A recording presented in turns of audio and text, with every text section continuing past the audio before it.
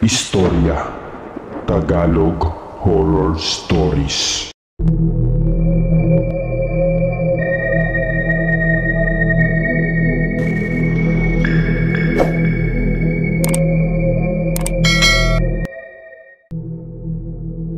Magandang araw po. Ako po si Alex at 60 taong gulang na. Nangyari po ang aking kwento noong dekada 70 doon sa isang bayan na sakop sa Bicol Region. Hindi ko na lang po babanggitin ang eksaktong lugar upang mapangalagaan ang katahimikan ng mga nakatira doon. Nasa tabing dagat lang ang bahay namin noon. Tanging pangingisda lang ang hanap buhay ng aking ama at kadalasan ay sumasama po ako sa kanya. Kaya po sa edad na 15 anyos ay natuto na din ako sa pangingisda gamit ang aming baruto. Ang baruto po ay maliit na sasakyang pandagat na gawa sa simpleng kahoy at ginagamitan lamang ng sagwan upang makausad. Pumalaot po kami ng aking tatay Delphine tuwing gabi at umuwi na sa madaling araw upang maibenta naman ni nanay ang aming mga nahuling isda. Mahirap po ang buhay mangingisda. Kadalasan po ay kaunti lang ang aming huli at kung papalari namang makakuha ng marami ay mura lang din ang halaga. Madaling araw po noon, kagagaling lang namin sa laot at kaunti lang ang huli naming isda. Kaya naman naisipan kong manguha ng talaba para madagdagan ang aming kita. Dumiretso po ako sa bakawan na hindi naman kalayuan sa amin, kung saan may isang pamilya na nakatira doon. Hindi ko sila masyadong kilala dahil hindi rin naman sila nakikihalubilo sa mga tao sa aming lugar. Ang alam ko lang ay may mag-asawang matanda na nakatira doon kasama ang kanilang anak na babae na may kapansanan. Ayon sa mga usap-usapan, may lahi daw silang aswang, kaya mailap ang mga tao sa kanila, lalo na ang mga bata na takot na pumunta sa may bakawan kahit wala namang katuturan ng lahat dahil wala namang matibay na ebidensya na magpapatunay.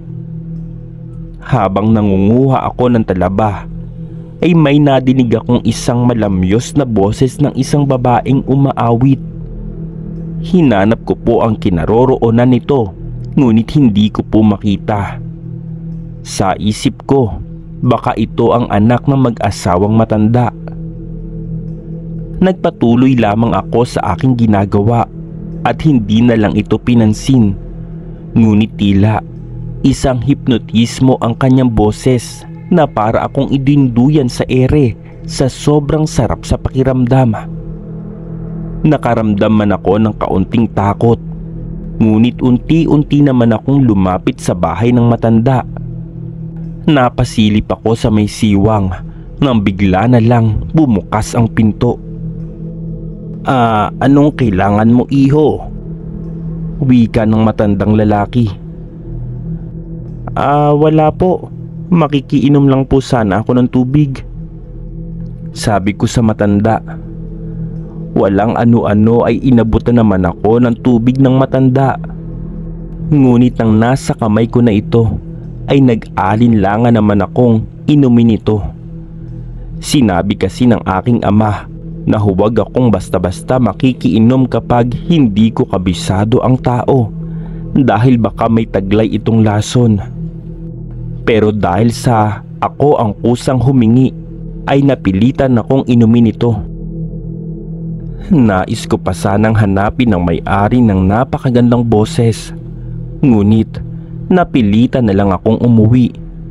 Hindi na kasi ako mapakali sa mga oras na iyon. Natakot ako na baka may mangyari sa aking gayong hindi ko sinunod ang bili ng aking ama. Makalipas ang ilang oras ay wala namang masamang nangyari sa akin, kaya nawala na ang pangamba ko at naging kampante na ulit ako. Hindi ko na lang ikinuwento sa aking ama ang aking ginawa dahil tiyak kong pagagalitan lamang niya ako. Nang sumunod na pagkakataon, kaunti pa rin ang huli namin ni tatay, kaya muli na naman akong bumalik sa bakawan upang manguha ng talaba. Pero hindi lang iyon ang aking sadya. Gusto ko lang talagang hanapin ang may-ari ng napakalamyos na boses. Pagdating ko doon ay ibang kaganapan ng aking nasaksihan. May 3 kalalakihan ang namumutol na mga puno na walang pahintulot mula sa matanda. Nakita kong nagalit ang matandang lalaki dahil siya o mano ang nagtanim ng mga punong iyon.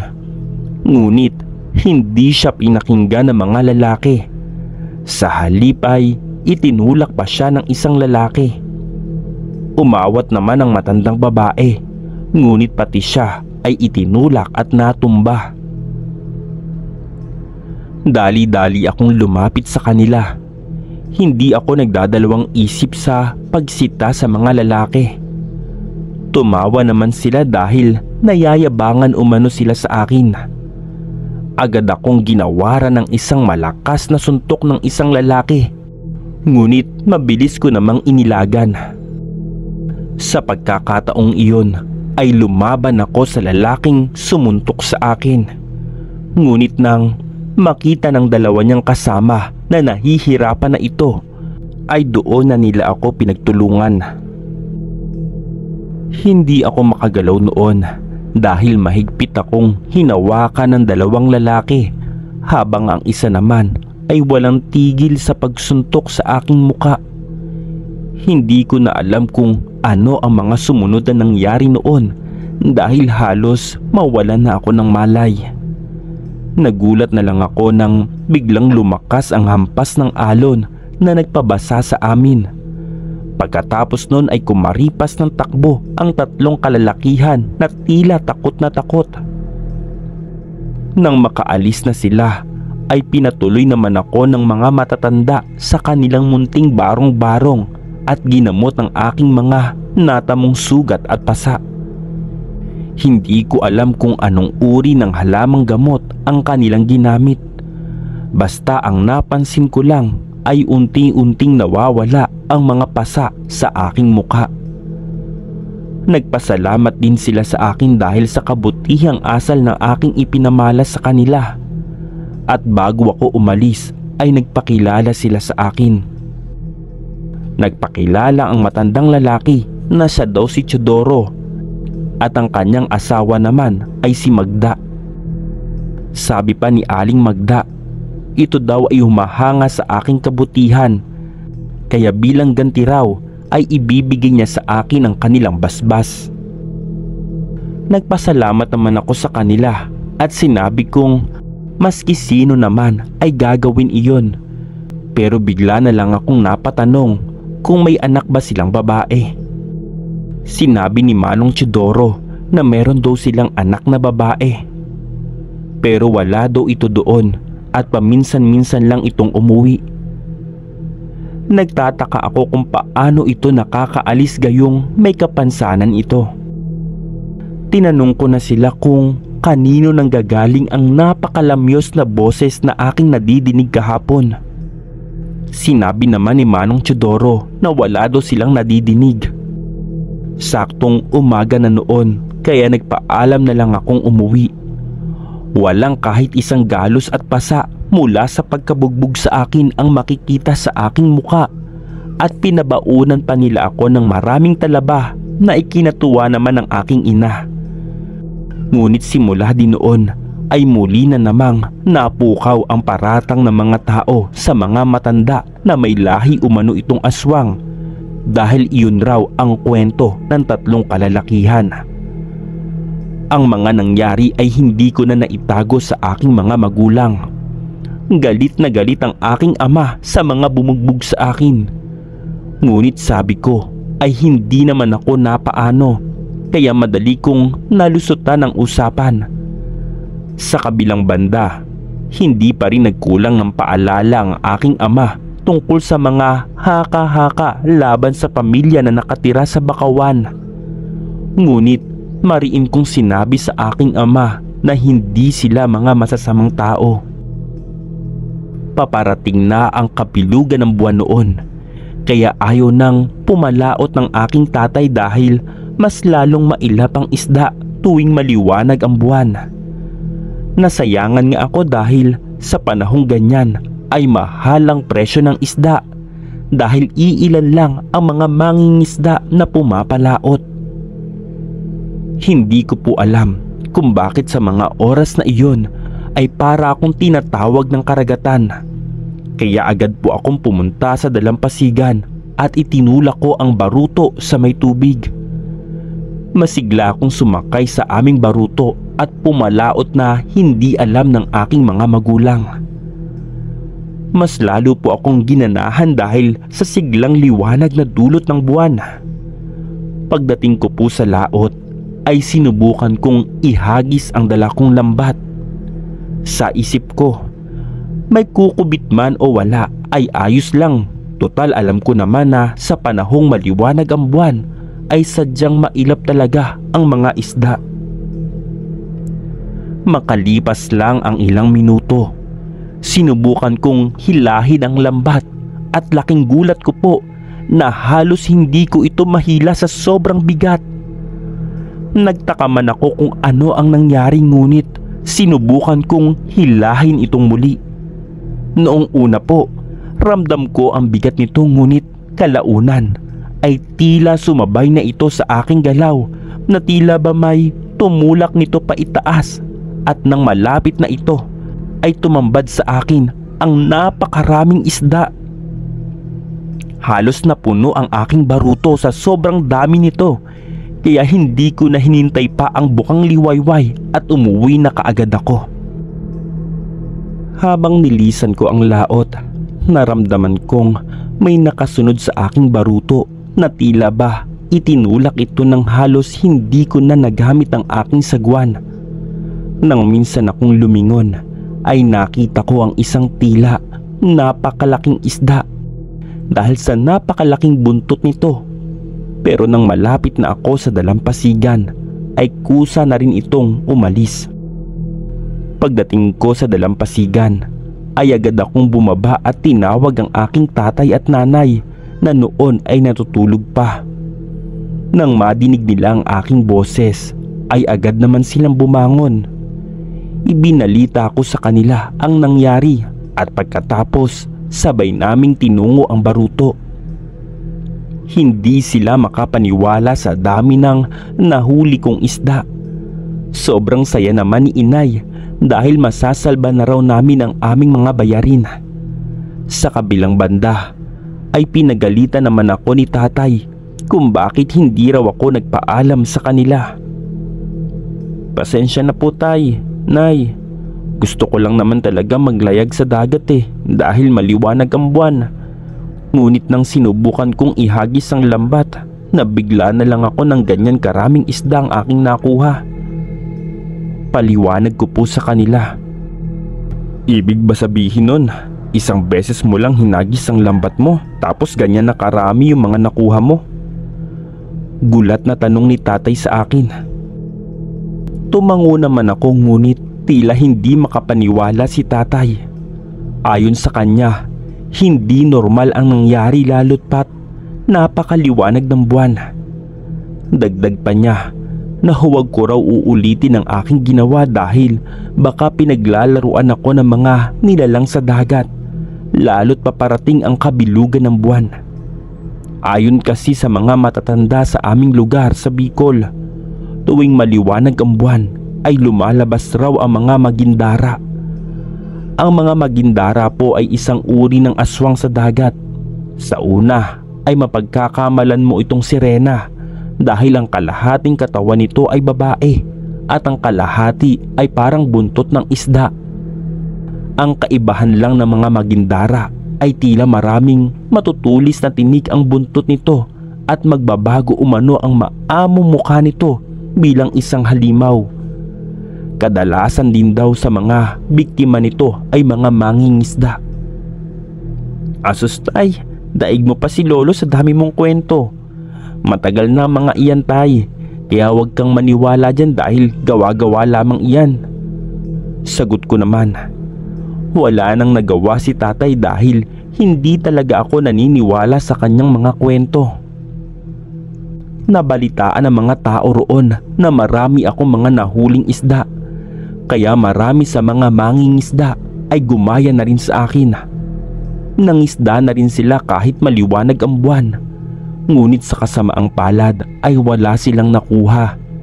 Sa halip, isang masamang balita ang bumulabog sa aming lugar na may isang mangingisda umano ang natagpo ang patay sa dalampasigan. Dumagsa na lang daw ang baruto nito sa dalampasigan kasama ang kanyang bangkay. Wakwak ang tiyan at halos hindi na makilala.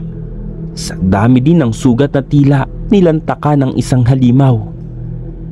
Nagkagulo ang mga tao noon sa baybayin dahil sa hindi malamang dahilan na pagkamatay ng mangingisda. Lumapit ako sa kinaroroonan ng baruto at nang nakita ko ang bangkay ay tila kilala ko ito. Hindi nga ako nagkakamali. Siya ang isa sa mga nakaaway ko sa bakawan at nagtulak sa matanda. Ilang sandali pa, dumating ang kamag-anak ng biktima. Panay ang iyak ng asawa at mga anak nito. At kahit masama ang loob ko sa taong iyon, ay nakaramdam pa rin ako ng awa sa pamilya nito. Usap-usapan na naman ng mga tao doon na baka pinatay ito ng aswang at ang kanila namang pinaratangan ay ang pamilya na nakatira sa bakawan kahit wala naman silang matibay na ebidensya. Nang sumunod na gabi, ay muli sana akong pumalaot. Ngunit dahil sa nangyari ay hindi na ako pinayagan ng aking tatay.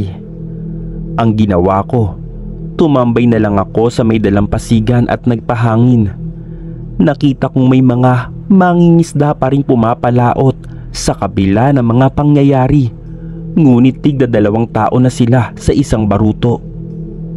Ilang saglit pa ay nakita ko rin ang aming mga kapitbahay na si Mang Teryo at Mang Beroy. Sila ang mga mangingisda na pasaway dahil kapag maliit lang ang kanilang huli ay ginagamitan nila ito ng dinamita. Ayon sa kanila, hindi raw sila natatakot sa halimaw dahil may mga dala silang umanong mga panlaban sa anumang uri ng halimaw. Mas natakot umano sila kapag walang makakain ng kanilang pamilya. Naisip ko rin noon na tama rin naman sila dahil pareho lang kaming mamamatay sa gutom kapag nagpapadala kami sa takot, kaya hindi ako nagpatinag sa mga usap-usapan. Itinulak ko ang baruto sa dagat. Pagkatapos ay pumalaot din ako na hindi alam ni nanay at tatay. Pagdating ko po sa laot ay agad kong hinagis ang aking lambat. Wala pang 5 minuto ay nakita kong nagsitalunan na ang iba't ibang uri ng isda. Wala pa ring pagbabago. Napakaraming isda pa rin ang aking nahuli, kaya wala pang madaling araw ay umuwi na agad ako. Pag-uwi ko ay naroon na ang aking tatay at nanay sa dalampasigan dahil naghihintay pala sila sa akin. Habang naroon pala ako sa laot ay hindi na pala napanatag ang kanilang isipan. Laking pasasalamat na lang nila na walang masamang nangyari sa akin. Halos hindi naman makapaniwala si tatay sa sobrang dami ng isda na aking nahuli dahil imposible na umano ito. Dagdag pa niya, baka nagustuhan umano ako ng nilalang sa karagatan. Ay, hindi naman imposible ang sinasabi mo dahil tignan mo naman ang anak mo. Kamukhang kamukha ni Fernando po. Pabiro ko pang wika sa kanya, ngunit sa halip na tumawa ay nagalit ito. Hindi ako nagbibiro, Alex, ha? Wika ni tatay sa akin, kaya agad akong natahimik. Dagdag pa niya, mahirap umanong magustuhan ng isang nilalang sa karagatan, lalo pa kung isang magindara. Hindi na lang ako nakipagtalo kay tatay. Sa halip, ibinaba ko na lang ang isda at inilagay sa malaking lagayan at nilagyan ng tubig dagat upang mapanatiling presko ito. Makalipas ang ilang minuto, nakita naming may paparating na baruto. Sa isip ko, baka marami na din itong mga nahuhuling isda. Ngunit nagulat na lang ako nang pagkatapos bumaba ng lalaki sa baruto ay nagkandara pa ito sa pagtakbo at tumihingi ng saklolo. Nang malapit na ito ay naaninagan ko si Mang Beroy pala. Agad ko naman siyang kinumpronta kung ano ang nangyari sa kanya at kung bakit nag-iisa na lang siya. May aswang sa laot. Matapos hinagis ni paring Teryo yung dinamita, lumapit sa amin ang akala namin ay sirena. Ngunit nagulat na lang ako nang bigla na lang ito naging halimaw at walang awang pinatay si paring Teryo. Hindi pa ito nakontento. Nilantakan pa nito ang kanyang laman loob. Takot na wika ni Mang Beroy. Nagtanong naman si tatay sa kanya kung paano ito nakatakas, kung magkasama sila. Oo, magkasama kami. Pero pinaalis ako ng aswang upang sabihin sa mangingisda na huwag na gumamit ang dinamita. Wika ni Mang Teroy. Simula noon ay lumaganap na ang balita sa aming lugar tungkol sa aswang na umano sa dagat na tinatawag na Magindara, at nawala na sa kanilang isipan ang tungkol sa pamilya sa Bakawan. Nang mga sumunod na gabi ay mariin pa rin akong pinagbabawalan ni Tatay Delfin na pumalaot, kaya naglakad-lakad na lang ako sa may dalampasigan nang may nakita akong babaeng naliligo, kasabay noon ang magandang boses na tila nanunuot sa aking tenga. Miss, hindi ka ba natatakot dyan? Tanong ko sa kanya. Imbis na sumagot sa akin ay nagpatuloy lang ito sa pag-awit. Napakalamyos ng kanyang boses na tila ba tinatangay ako patungo sa tubig.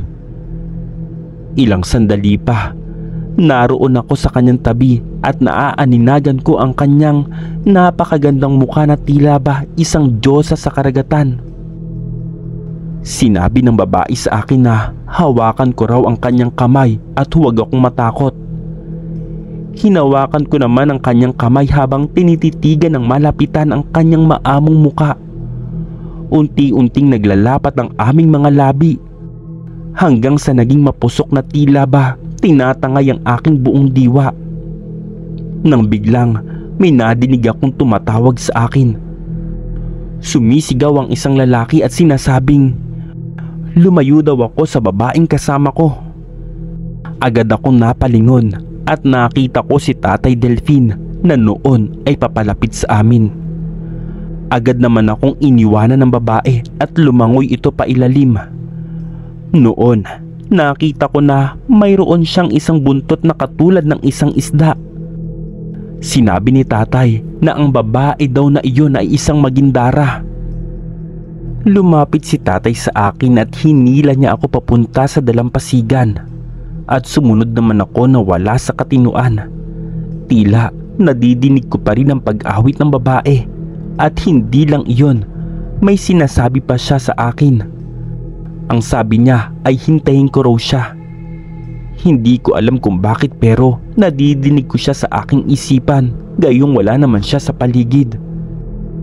Bumulyaw naman ang aking tatay at nagtatanong kung ano daw ba ang nangyayari sa akin, na siyang nagpabalik sa aking katinuan. Sinabi ko kay tatay na wala naman at inaantok lang ako. Yun lang ang naisagot ko sa kanya, kaya hinikayat niya akong umuwi na at sinabing huwag na akong bumalik muli sa dagat dahil tiyak na nagkagusto raw sa akin ang Magindara. Matagal bago ako nakatulog noon, ngunit kinaumagahan ay nagising na naman ako sa ingay dahil may isang baruto na namang dumagsa at may sakay na 2 bangkay. Wakwak umano ang mga tiyan nito at puno ng sugat ang katawan na halatang pinapahirapan muna bago pinatay. Agad naman akong lumabas at dumalo sa nagkagulong mga tao. At nang nakita ko ito ay hindi ako nakakibo. Dahil ito ang 2 pang lalaki na nakalaban ng mga matanda sa Bakawan at bumugbog rin sa akin. Narinig ko ang usap-usapan ng mga tao na Magindara umano ang pumatay ng mga ito dahil sa estilo ng pagkamatay nila. Hindi na lang ako sumali pa sa kanilang usapan Ngunit sumagi rin sa aking isipan kung ano ang koneksyon ng Magindara sa pamilya na nakatira sa Bakawan. Kung sino ang nagligtas sa akin sa panahong binugbog ako doon at kung bakit nagsitakbuhan na lang ang tatlong mga lalaki at hanggang umabot sa punto na pare-pareho na silang namamatay. Nang sumunod na gabi ay mas lalong hindi na talaga ako pinayagan ni tatay na pumalaot muli dahil natatakot raw sila na babalikan ako ng Magindara. Matutulog na sana ako noon nang bigla akong madinig muli ang isang malamyos na boses. Hindi ko alam ngunit tila isang hipnotismo ang kanyang boses at bigla na lang akong tinangay papunta sa dalampasigan. Agad akong lumusong sa tubig at doon naghihintay sa akin ng napakagandang dilag. Nagpakilala siya sa akin bilang siya daw si Dara habang hindi bumubuka ang kanyang bibig. Sinabi ko sa kanya na, "Dara, napakaganda mo." Hindi ko alam kung bakit kami nagkakaunawaan gayong hindi naman bumubuka ang kanyang bibig. Sinabi niya na kinakausap daw niya ako sa aking isipan kahit daw nasa malayo siya ay madidinig ko pa rin siya. Nang mga sandaling iyon, hindi ko alam na may nagmamasid pala sa amin. Minamanmanan na pala ako ng ibang mangingisda nang bigla na lang may mga kalalakihan na lumusong sa tubig at lahat sila ay may dalang matutulis na bagay. Sumigaw ang isang namumunong lalaki sa pag-atake at sinabing patayin ang salot na Magindara. Agad namang nakita ito ni Dara at noon ay mabilis na lumangoy pa ilalim. Matagal bago ako nakakilos ngunit nakita ko silang hinabol si Dara pero hindi nila ito naabutan. Ilang sandali pa, naroon na kaming lahat sa dalampasigan. Doon ay pinagtulungan nila akong imbestigahan ngunit hindi ako nagsasalita. Isa lang ang nasabi ko, wala akong alam. Simula po noon ay hindi na nagpakita sa akin si Magindara dahil nag-aabang na ang mga mangingisda upang siya'y patayin. Ilang gabi rin akong hindi nakaalis ng bahay dahil binabantayan na ako ng aking mga magulang. Ngunit isang hating gabi, nagising na lang ako sa isang napakagandang boses na tumawag sa akin. Bumangon ako na walang alam ng aking mga magulang. Sinundan ko ang tinig hanggang ako'y nakarating sa Bakawan. Sa panahong iyon ay malaki ang tubig. Nakita ko siya sa may bahay ng mga matanda. Pagdating ko roon ay naroon din ang mag-asawa kasama ang Magindara. Noon, napag-alaman ko na ang kinikilalang anak pala ng mga matanda ay ang Magindara at hindi totoong may anak silang may kapansanan. Ayon pa sa matandang lalaki, wala namang mga magulang si Dara dahil pinatay na umano ang mga magulang nito sa mga mapang-abusong mangingisda. Muntik na rin daw sanang mapatay si Dara noon. Ngunit itinago niya ito sa Bakawan kaya hindi ito natagpuan ng mga mangingisda at inakalang lumayas na ang Magindara sa aming lugar. Dagdag pa ng matanda na hindi naman talaga masama o salot ang Magindara. Sila umano ang bantay sa karagatan laban sa mapang-abuso. Ilang sandali pa, biglang dumating ang maraming kalalakihan. Hindi ko alam na nakasunod lang pala sila sa akin. Noon ay pinagtulungan nilang hulihin ang Magindara. Ako at ang mag-asawa ay nakipaglaban sa mga tumutugis kay Dara. Ngunit sadyang napakarami nila. Hinawakan ako ng ibang kalalakihan at ganun din ang mga matanda. Nakita kong lumaban si Dara. Ngunit hindi na niya kinaya pa dahil pinagtulungan na siya ng hampasin ng mga ito. Ilang sandali pa, bigla na lamang bumuhos ang napakalakas na ulan kasabay ng napakalakas na hangin. Bigla ring tumaas ang tubig kaya lahat kami ay nagsitakbuhan. Sinubukan kong iligtas ang mga matanda ngunit ayaw nilang iwanan si Dara. Naisip ko na si nanay at tatay kaya agad ko silang pinuntahan. Pagdating ko roon ay abot baywang ko na ang tubig, kaya wala na kaming sinayang na panahon. Agad kaming lumikas sa mataas na lugar na walang dala kahit isang damit. Maya-maya pa, nasa malayo na kami habang tanaw na tanaw namin ang aming lugar na tuluyan ng nilalamon ng tubig. Hanggang sa kinabukasan, hindi pa rin humupa ang tubig pero nakita naming wala nang natira kahit isang bahay na naiwan sa aming lugar. Tila ba sa isang kislap ay naglaho na ang lahat. Marami ang mga namatay, marami ang mga naulila at nauwi sa walang wala.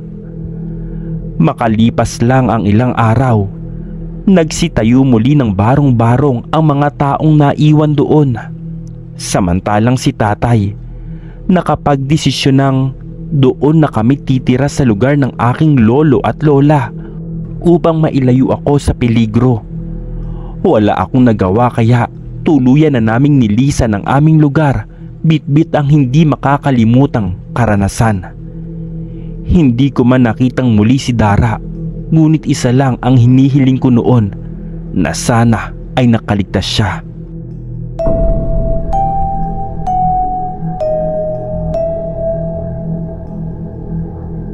Istorya Tagalog Horror Stories.